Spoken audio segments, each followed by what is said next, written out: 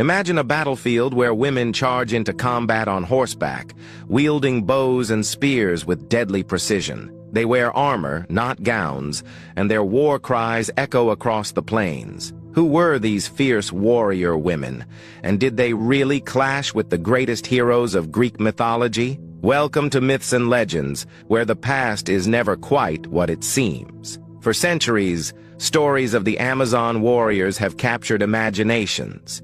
These fierce women were said to live without men, raise daughters as fighters, and only seek out males for the purpose of reproduction. According to ancient Greek writers, they were a nation of warrior women who lived beyond the edges of the known world, perhaps near the Black Sea or in the distant steppes of Scythia. But were they real? In Greek mythology, Amazons appear often, and always as formidable opponents. Hercules, one of the greatest Greek heroes, was tasked with retrieving the girdle of Hippolyta, queen of the Amazons. At first, she agreed to give it to him peacefully, but Hera, queen of the gods, stirred trouble. The result? A bloody battle and a dead queen. Then there's Theseus, who abducted another Amazon queen, Antiope, or Hippolyta, depending on the version. In retaliation, the Amazons marched on Athens. The clash between the Amazon army and the Athenians became one of the most famous battles in Greek legend,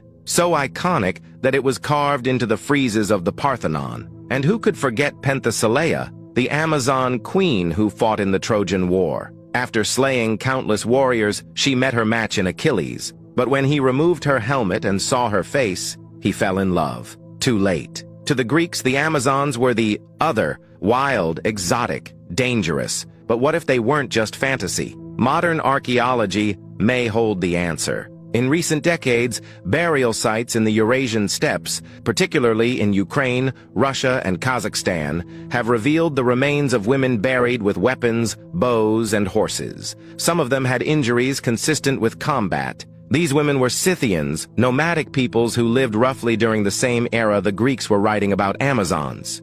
Some of the skeletons belonged to girls as young as 13, buried with swords and arrowheads. These findings suggest that real warrior women did exist, and they lived in the very regions that ancient Greeks associated with Amazons. Could it be that tales of Scythian warrior women reached Greece and, over time, transformed into myth? The line between history and legend is often thin. To the Greeks, the Amazons symbolized a world turned upside down, women as warriors, rulers, and equals to men in battle. But their stories may have been inspired by real encounters with fierce nomadic women who didn't fit the Greek mold of